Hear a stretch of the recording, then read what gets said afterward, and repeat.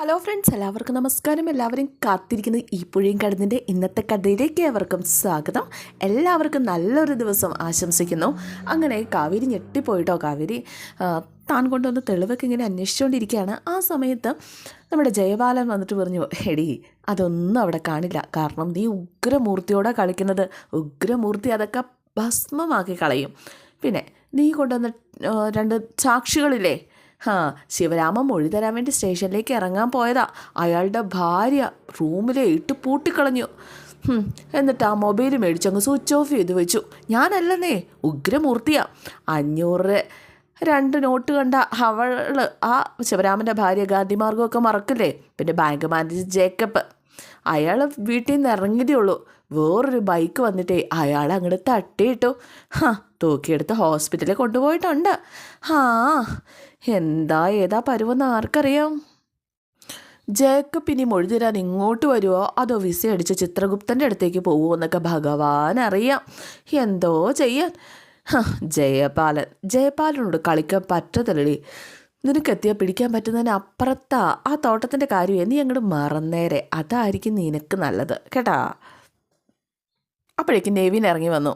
എടാ നീ വരുന്നോടാ, ബൈക്കുണ്ട് എന്ന് പറഞ്ഞു. നെവിൻ ഇങ്ങനെ കാവേരിയെ നോക്കുന്നുണ്ട്. കാവേരിക്ക് ദേഷ്യം വന്ന് കാവേരി തിരിഞ്ഞു തന്നു കേട്ടോ. അപ്പോഴേക്കും രാഗിണി നെവിനെ നോക്കുക. എടാ ഇവിടെ കിടാൻ അധികം ചുറ്റി തിരിയാതെ വീട്ടിൽ പോകാൻ നോക്ക്. ബാന്നേ. വല വീശി പിടിക്കാനായിട്ടേ ആളെ റെഡിയായിട്ട് നിൽക്കുക. അപ്പോഴേക്കും രാഗിണി, അച്ഛാ ഞാൻ നെവിൻ്റെ കൂടെ വരട്ടെ. നെവിൻ പറഞ്ഞു, എനിക്ക് വേറെ 1-2 അടുത്ത് പോകാനുണ്ട്. വേറെ എവിടെ? എനിക്ക് എൻ്റേതായ ഫ്രീഡം ഇല്ലേ അങ്കിളെ. അത് കല്യാണം വരെ, അതുവരെ മാത്രം.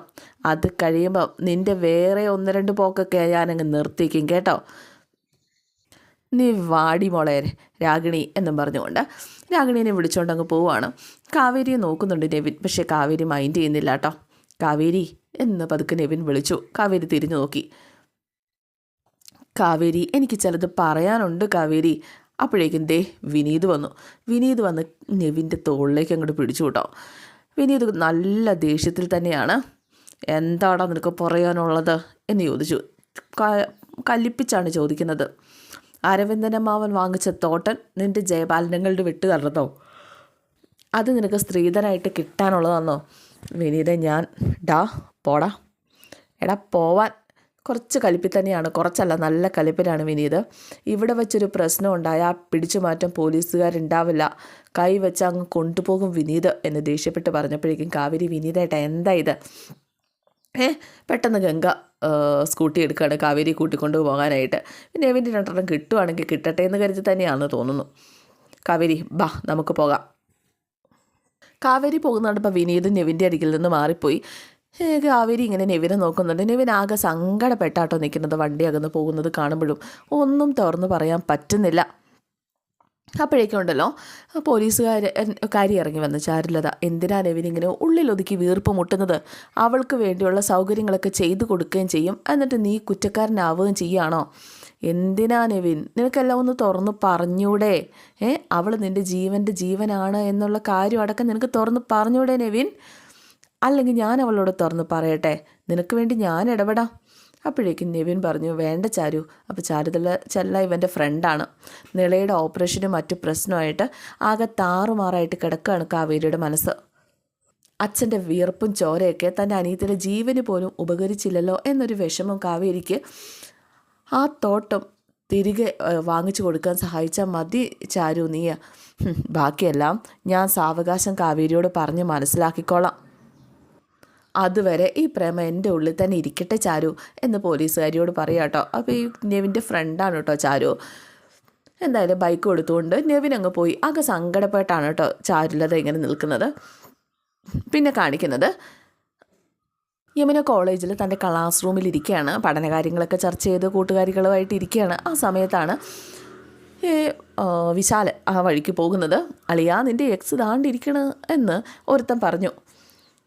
കൊള്ളാലോ, ഇത് കറക്റ്റാണോ? ഞാൻ 2-3 ബുക്കൊക്കെ റെഫർ ചെയ്തായിരുന്നു എന്നൊക്കെ യമുന കൂട്ടുകാരിയോട് പറയുകയാണ്. ഏടാ ഒന്ന് ചുമ്മാ ഇരിയടാ, എൻ്റെ എക്സ് ഒന്നും അല്ലത്. ഏട്ടാ ആ പേരിന് പോലെയുള്ള ക്വാളിഫിക്കേഷൻ, എക്സ് എന്നുള്ള ക്വാളിഫിക്കേഷൻ അവൾക്കില്ല. പിന്നെന്താടാ നീ അവൾക്ക് മാത്രം കാർഡ് കൊടുക്കാത്തത്? ഓ അതൊക്കെ ഞാൻ വിട്ടുപോയതാ. എന്നാ നീ വാ. അങ്ങനെ യമുനയുടെ അരികിലേക്ക് ചെന്നു കേട്ടോ. എന്നിട്ട് ഹായ് അദീന എന്ന് അടുത്തിരുന്ന ആളെ വിളിച്ചു. എൻ്റെ ചേച്ചിയുടെ കല്യാണമാണ് എന്ന് പറഞ്ഞു. യമുനയാണ് മൈൻഡ് ചെയ്യുന്നില്ല. ദാ അദീന കാർഡ്. യമുന അന്നേരത്തേനും ഒളികണ്ണിട്ട് നോക്കുന്നുണ്ട്. ഫാമിലിയായിട്ട് വരണം കേട്ടോ എന്ന് പറഞ്ഞു. എന്നിട്ട് യമുനയുടെ തൊട്ടടുത്തിരിക്കുന്ന സ്വപ്ന എന്ന് പറഞ്ഞ പെൺകുട്ടിക്കും കൊടുത്തു. വീട്ടുകാരെ കൂട്ടാൻ മറക്കരുതേ. എന്നിട്ട് പതുക്കെ വേറെ യമുനയ്ക്ക് മാത്രം കൊടുക്കുന്നത് ബാക്കിയുള്ളവർക്ക് കൊടുക്കുന്നുണ്ട്. ആവണിയോട് പ്രത്യേകിച്ച് പറയേണ്ട കാര്യമില്ലല്ലോ. കല്യാണ തീയതി 29, സ്ഥലം കാർഡിലുണ്ട്. പിന്നെ ഫാമിലിയായിട്ട് റിസപ്ഷനൊക്കെ പങ്കെടുത്തിട്ടേ പോകാവുള്ളൂ കേട്ടോ. അർഹതപ്പെട്ടവരെയൊക്കെ ക്ഷണിക്കുന്നുണ്ട്. കല്യാണത്തിന് വരുമ്പം ഈ കാർഡൂടെ കൊണ്ടുവരണം കേട്ടോ എന്നൊക്കെ എല്ലാവരോടും പറയുകയാണ്. ആവശ്യമില്ലാത്തവർ വന്ന് തള്ളി കയറാതിരിക്കാൻ വേണ്ടി ഒരു സ്ക്രീനിങ് ഉണ്ടായിരിക്കും. കല്യാണ കാർഡ് കാണിക്കണം. അഗതികൾക്കും അനാഥർക്കും ഉള്ളത് വൈകിട്ട് ഉണ്ടായിരിക്കും. യമുനയ്ക്ക് കല്ല് വരുന്നുണ്ട് കേട്ടോ. എന്നാലും മൈൻഡ് അതിങ്ങനെ ഇരിക്കുകയാണ്. കാർഡ് കിട്ടാത്തവർക്കും അക്കൂട്ടത്തിൽ വേണമെങ്കിലും ഉണ്ടിട്ട് പോകാം. എടി അവൻ പകരം വീട്ടിയതാണ്. അതാണ് നിന്നെ ഇൻവൈറ്റ് ചെയ്യാത്തത്. ഇവിടെ പ്യൂൺ മുതൽ പ്രിൻസിപ്പൽ വരെയുള്ള എല്ലാ സ്റ്റാഫിനെയും അവൻ്റെ അച്ഛൻ വന്ന് നേരിട്ട് ക്ഷണിച്ചിട്ടുണ്ട്. ആർക്ക് വേണോടി അവൻ്റെ സദ്യയും ക്ഷണമൊക്കെ. അവനോ അവൻ്റെ അച്ഛനും കൂടി ഇരുന്നോ മൊത്തം വെട്ടി വിഴുങ്ങിക്കോട്ടെ. എനിക്ക് വേണ്ട അവൻ്റെ സദ്യ. പിന്നെ അവൻ്റെ ചേച്ചിയുടെ കാര്യം. അവളാണെങ്കിൽ ഹൊറിബിളാണ്. അവളെ കെട്ടാൻ വരുന്നത് ഏത് വായി നോക്കിയാണെങ്കിലും അവൻ്റെ കാര്യം പുകയാണ്. അപ്പോഴേക്കും മറ്റേ പെണ്ണിങ്ങനെ കാർഡും നോക്കുകയാണ്. കാർഡ് നോക്കിക്കഴിഞ്ഞപ്പോഴേക്കും നെവിൻ, യമുനെ എന്താ ദേ ഈ കാർഡൊന്ന് നോക്കി നീയാ ഒന്ന് പോടിയെന്ന്. എടി ഒന്ന് നോക്കടി നീയാ എന്നും പറഞ്ഞ് കാർഡ് കയ്യിലേക്ക് വെച്ച് കൊടുക്കുകയാണ്. അപ്പോഴേക്കും യമുനെ അത് വായിച്ച് നോക്കിക്കഴിഞ്ഞപ്പോഴാണ് നെവിൻ എന്ന പേര് കണ്ടത്. എന്താണ് ഈ കാണുന്നത് എന്ന് യമുനയോട് ചോദിച്ചു. യമുന പറഞ്ഞു എനിക്കൊന്നും മനസ്സിലാവുന്നില്ല. എടി അയാൾ നിന്നെ പറ്റിച്ചതാണോടി എന്ന് അധീന ചോദിക്കുകയാണ്. പെട്ടെന്ന് തന്നെ യമുനയ്ക്ക് ആകെ സങ്കടം വന്ന് പെട്ടെന്ന് ഫോൺ എടുത്ത് നെവിനെ വിളിക്കാൻ തുടങ്ങുകയാണ്. നെവിൻ ഇതേ സമയം ബൈക്കിൽ വഴിയിലായിരുന്നു. പതുക്കെ സൈഡ് ഒതുക്കി നെവിൻ കോൾ എടുത്തു. ഹലോ നെവിനേട്ടാ എന്ന് യമുന വിളിച്ചു. എന്താ യമുന? എനിക്ക് നെവിനേട്ടനെ ഇപ്പോൾ ഒന്ന് കാണണം. എന്തു പറ്റി? എന്തെങ്കിലും പ്രശ്നമുണ്ടോ? ആ വിശാൽ എന്തെങ്കിലും പ്രശ്നം പിന്നെ ഉണ്ടാക്കിയോ? ഇല്ല, അതൊന്നും അല്ല. എനിക്ക് കാണണം. നിളയ്ക്ക് എന്തെങ്കിലും കുഴപ്പമുണ്ടോ? അതൊന്നും അല്ല. എനിക്കിപ്പോൾ കണ്ടേ പറ്റുള്ളൂ. വരാൻ പറ്റുമോ? അല്ല യമുന ഇപ്പോൾ എവിടെയുണ്ട്? ഞാൻ കോളേജിലാണ്. വരുമ്പോൾ വിളിച്ചാൽ മതി. ഞാൻ പുറത്തോട്ട് വന്നോളാം. യമുനയാണ് അന്തം വിട്ടിങ്ങനെ നിൽക്കുക കേട്ടോ. എടി എന്ത് പറഞ്ഞു? ഇപ്പം വരും. നേരിട്ട് ചോദിക്കാമല്ലോ. എനിക്ക് ഉറപ്പാണ് നെവിനേട്ടൻ എന്നെ ചതിക്കില്ലെന്ന് അധീന പറഞ്ഞു. പറയാൻ പറ്റില്ല. വിശാലിൻ്റെ കാര്യത്തിലും ഇങ്ങനെയൊക്കെ തന്നെയല്ലേ സംഭവിച്ചത്. അവർ ഒരേ ചോരയല്ലേ. യമുനയാണെങ്കിൽ ആകെ പെട്ട് നിൽക്കുന്നൊരവസ്ഥയാണ്. അങ്ങനെ നെവിന് മുന്നിലേക്ക് യമുന എത്തിയതാണ് പിന്നെ കാണിക്കുന്നത്. ഇതെന്താന്ന് സമാധാനം പറ എന്ന് യമുന ദേഷ്യത്തോടെ പറഞ്ഞപ്പോഴേക്ക് നെവിൻ ഓർത്തു, യമുന ഇത്രയ്ക്ക് ദേഷ്യപ്പെടണമെങ്കിൽ ഞാനും കാവേരി ഒന്നിക്കണമെന്ന് അത്രയ്ക്ക് അവൾ ആഗ്രഹിക്കുന്നതുകൊണ്ടല്ലേ പാവം. നെവിനേട്ടാ മറുപടി ഒന്നും പറയാനില്ലേ? എന്താ ഇത്? എനിക്ക് മനസ്സിലാവുന്നില്ല. ഈ കല്യാണം നടക്കാൻ പോകുന്നില്ല യമുന? നടക്കാൻ പോകുന്നില്ലെന്നോ? ഇല്ല, നടക്കാത്ത കല്യാണത്തിന് പിന്നെ കാർഡ് അടിച്ച് നാട് നീളെ ക്ഷണിക്കേണ്ട കാര്യം എന്താണ് എന്ന് യമുന ചോദിച്ചു. രാഗിണി കല്യാണം കഴിക്കില്ല എന്ന് ഞാൻ പലവട്ടം പറഞ്ഞതാണ്. ഇതിപ്പോൾ അച്ഛൻ്റെ അമ്മയുടെ നിർബന്ധമാണ്. ഞാൻ എന്ത് ചെയ്യാനാണ്? വീട്ടിൽ സ്ട്രോങ് ആയിട്ട് ഫൈറ്റ് ചെയ്തുകൊണ്ടിരിക്കുകയാണ് ഞാൻ. ഇതിനപ്പുറം എന്താ ചെയ്യേണ്ടത് എന്ന് എനിക്കറിയത്തില്ല. എന്താ ചെയ്യേണ്ടതെന്ന് അറിയത്തില്ല എന്ന് പറഞ്ഞാൽ അച്ഛനമ്മമാരുടെ നിർബന്ധം കൂടിയ രാഗിണിയെ കല്യാണം കഴിക്കേണ്ടി വരില്ലേ? ഒരിക്കലും ഇത് സംഭവിക്കില്ല. ഒരു പേടി അതിനെക്കുറിച്ച് വേണ്ട. ഈ അച്ഛൻ്റെ അമ്മയുടെയോ ഇമോഷണൽ ഡ്രാമ അതെനിക്കൊന്ന് മറികടക്കണം, അത്രേ ഉള്ളൂ. അപ്പോൾ ഈ കല്യാണം നടക്കില്ലല്ലോ അല്ലേ? ഇല്ലേ യമുനെ, നടക്കില്ല. ധൈര്യമായിട്ടിരിക്കുക. ഇപ്പം പേടി മാറിയോ? അപ്പം യമുന പറഞ്ഞു, മാറി. ആഗ്രഹിച്ച് കൈവിടുമ്പോഴുള്ള സങ്കടം ഞാൻ അനുഭവിച്ചിട്ടുണ്ട്. ആർക്കും അതിനി ഉണ്ടാവരുത് എന്ന് യമുന പറഞ്ഞു. അപ്പോഴേക്കും നെവിൻ ഓർക്കോ സ്വന്തം ചേച്ചിയോട് അത് സ്നേഹമാണ്. അതുകൊണ്ടാണ് ഒരു നിമിഷത്തേക്ക് ഞാൻ സംശയിച്ച് പോയത് എന്ന് യമുനേട്ടന് വിശ്വാസം ഇല്ലാഞ്ഞിട്ടല്ല. സോറി നെവിനേട്ടാ.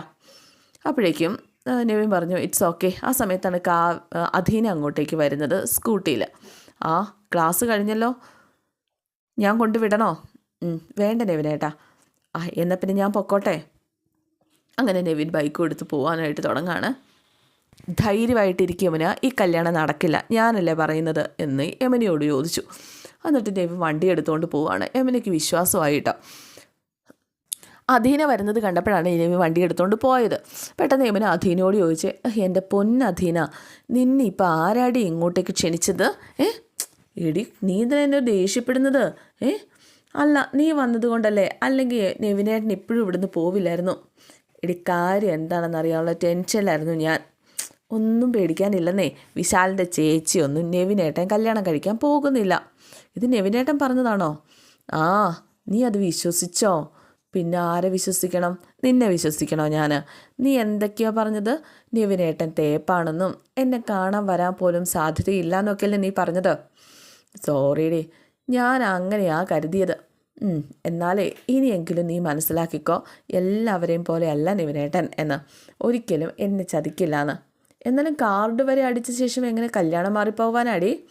അതിനൊക്കെ നെവിനേട്ടൻ എന്തെങ്കിലും വഴി കണ്ടിട്ടുണ്ടാവൂടി. ദേ നിൻ്റെ കാർഡ്, ഈ സദ്യ ആരും ഉണ്ണാൻ പോകുന്നില്ല, നീയും. ഇതിന് ഫ്രെയിം ചെയ്ത് സൂക്ഷിച്ചാൽ മതി എന്നും പറഞ്ഞ് കാർഡ് കയ്യിലേക്ക് തിരിച്ചു കൊടുത്തു. എന്നാലും ഒരാണിന് വേണ്ടി എത്ര പെണ്ണുങ്ങളാ? രാഗിണി, നീ, നിൻ്റെ കാവേരി ചേച്ചി. രാഗിണിയുടെ കാര്യം ക്ലിയർ ആയല്ലോ. പിന്നെ കാവേരി ചേച്ചിയുടെ കാര്യം വൺ വേ അല്ലേ? നെവിനേട്ടനത് അറിഞ്ഞിട്ട് പോലും ഇല്ലല്ലോ. പാവം. എന്ത് പാവം? ഫ്രണ്ടിനെ ഫ്രണ്ടായിട്ട് കാണണം. കയറി പ്രേമിക്കാൻ ആര് പറഞ്ഞു? അല്ല, നെവിനേട്ടൻ ആ പ്രേമത്തിൻ്റെ കാര്യം അറിഞ്ഞിരുന്നെങ്കിലോ ഒന്നും സംഭവിക്കാൻ പോകുന്നില്ല. നെവിനേട്ടൻ എന്നെ കല്യാണം കഴിക്കുള്ളൂ എന്ന് യമുന പറയാം. അപ്പം ചിലവുണ്ടേ എന്ന് അധീന. ചിലവൊന്നല്ല, ഡബിള്. എന്ത്? നെവിനേട്ടൻ എന്നോടുള്ള വാക്ക് പാലിക്കുന്നതിനും പിന്നെ ആ രാഗിണിയായിട്ടുള്ള കല്യാണം മുടക്കുന്നതിനുമാണ് ചിലവ്. വലിയ അഭിമാനത്തിൽ ചേച്ചിയുടെ കല്യാണം വിളിച്ചുകൊണ്ട് നടക്കുമല്ലേ ആ വിശാല്. അത് മുടങ്ങിക്കഴിഞ്ഞിട്ട് അവൻ്റെ മുഖം എനിക്കൊന്ന് കാണണം. നീ ചിലവ് എത്ര വേണേലും ചെയ്തോ, ഞാൻ റെഡിയാ എന്ന് അധീന പറഞ്ഞപ്പോൾ യമുന പൊട്ടിച്ചിരിക്കുകയാണ്. പിന്നെ കാണിക്കുന്നത് നമ്മുടെ വിനീതുണ്ടല്ലോ, രാവിലെ കടയിൽ പോകാതെ ഇങ്ങനെ ടെൻഷൻ അടിച്ച് ഇങ്ങനെ അങ്ങോട്ടും ഇങ്ങോട്ടും നടക്കുവാണ്. ഇന്ന് കടയിൽ പോണില്ലേ എന്ന് യമുന ചോദിച്ചപ്പോഴേക്കും ഒരു മൂടില്ല. എന്നാൽ ശരി. ശരിയെന്നോ? ഗംഗേ, എന്താ വിനീതേട്ടാ? അല്ല വേണ്ട, ഒന്നുമില്ല. ശരി എന്ന് വീണ്ടും ഗംഗ പറഞ്ഞു. ഗംഗ ഒരു മിനിറ്റ്. അങ്ങനെ വിനീത് ഗംഗയ്ക്കരികിലേക്ക് ചെന്നോട്ടോ. അതെ, നമ്മൾ തിരുവനന്തപുരത്ത് പോകാൻ പ്ലാൻ ചെയ്തോ? പിന്നെ നിലമോളുടെ ഓപ്പറേഷൻ നടത്തണ്ടേ? അപ്പോൾ ഓപ്പറേഷൻ കഴിഞ്ഞിട്ട് നമ്മൾ ഇങ്ങോട്ട് തന്നെ തിരിച്ചു വരല്ലേ? അപ്പം ഗംഗ ചോദിച്ചു, എന്തിന്? ഇവിടെയല്ലേ ഗംഗ എല്ലാം ഉള്ളത്, ഇവിടെ എന്തുണ്ടെന്ന്? നമുക്ക് വീടില്ലേ, അതിൻ്റെ കാര്യമാണ് ഉദ്ദേശിച്ചത്. ഗംഗയ്ക്കാണെങ്കിൽ നാട്ടിൽ നിന്ന് പോരാൻ ഒരു താല്പര്യമില്ല. ഈ വീട് മാത്രമല്ല, എൻ്റെ വീടില്ലേ, നമുക്ക് കടയില്ലേ, എല്ലാം ഇവിടെയല്ലേ ഉള്ളൂ. തിരുവനന്തപുരത്ത് നമുക്കൊന്നുമില്ലല്ലോ. ഇതൊക്കെ ഇവിടെ ഉണ്ടായിട്ട് എന്താ വിനീതേട്ട കാര്യം? നമ്മുടെ സ്വന്തം നാടല്ലേ പുഷ്പവാടി, നമ്മൾ ജനിച്ച നാട്. അതിനിപ്പോൾ എന്താ? എല്ലാവരും ജനിച്ച നാട്ടിലാണോ ജീവിക്കുന്നത്? സിറ്റിയിലുള്ളവർ പോലും നാട് കാണാൻ ഇങ്ങോട്ടല്ലേ വരുന്നത്. എത്ര തിരുവനന്തപുരംകാരാണ് പുഷ്പവാടി കാണാൻ ഇങ്ങോട്ട് വരുന്നത്? അവരൊക്കെ ജോലിയുള്ളവർ, കയ്യിൽ കാശുണ്ട്. സിറ്റി ലൈഫിൻ്റെ പ്രഷർ കുറയ്ക്കാനായിട്ട് ഇടയ്ക്കിടയ്ക്ക് ഇങ്ങോട്ട് വരുന്നു. അതുപോലെയാണോ നമ്മുടെ കാര്യം? ഗംഗ, നമ്മൾ എന്തിനാണ് എങ്ങോട്ടെങ്കിലുമൊക്കെ പോണത്? നമുക്ക് വേണ്ടതൊക്കെ ഇവിടെ ഇല്ലേ? ദേ വിഷപ്പുകയില്ലാത്ത കാറ്റ്, ജനൽ തുറന്നിട്ട ജനൽ മുറിയിലേക്ക് അടിച്ചു വരുന്ന തണുപ്പ്, ശാന്തമായ ഉറക്കം, ഇതൊക്കെ നമുക്ക് സ്വന്തമല്ലേ? എൻ്റെ വിനീതേട്ട, അതിനെന്താണ് ഉപകാരം?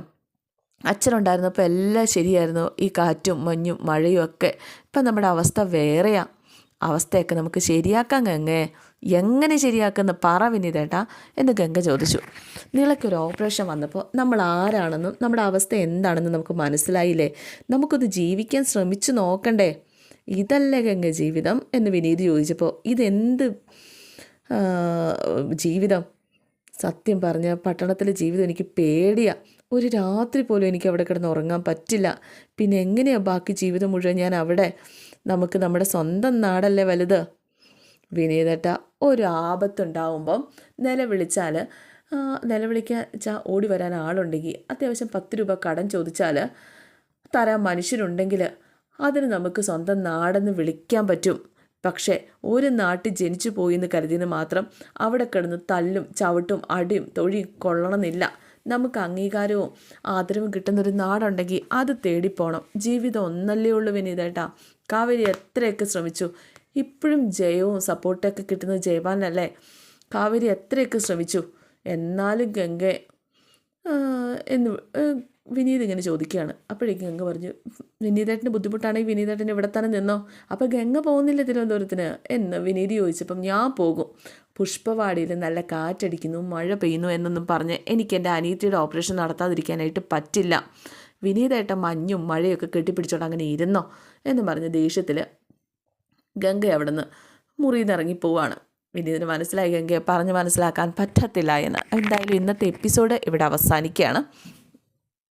എന്തായാലും നാളത്തെ എപ്പിസോഡിനകത്ത് നെവിനോട് സലീമേട്ടൻ പറയുന്നുണ്ട് അവരിവിടെ നിന്ന് പോവുകയാണ്, കാവേരിയും കുടുംബവും മുഴുവൻ ഇവിടെ നിന്ന് പോവുകയാണ് എന്നൊക്കെ ഇങ്ങനെ പറയുന്നുണ്ട് കേട്ടോ. ഇതൊക്കെ കേട്ട് കഴിയുമ്പോഴത്തേക്ക് നെവിൻ അന്തം വിട്ടിങ്ങനെ നിൽക്കുക. പിന്നെ ചാരുലത കാവേരിയെ സ്റ്റേഷനിലേക്ക് വിളിപ്പിക്കുന്നുണ്ട്. ഒക്കെ നഷ്ടപ്പെട്ട ഡയറി ഫോണും കള്ളൻ്റെ കയ്യിൽ നിന്ന് തിരിച്ചു മേടിച്ച് കൊടുക്കാനായിട്ട്. അപ്പോൾ ഇന്നത്തെ എപ്പിസോഡ് ഇവിടെ അവസാനിക്കുകയാണ്. എല്ലാവർക്കും ഇഷ്ടമായെന്ന് വിചാരിക്കുന്നു. C okay, thank you.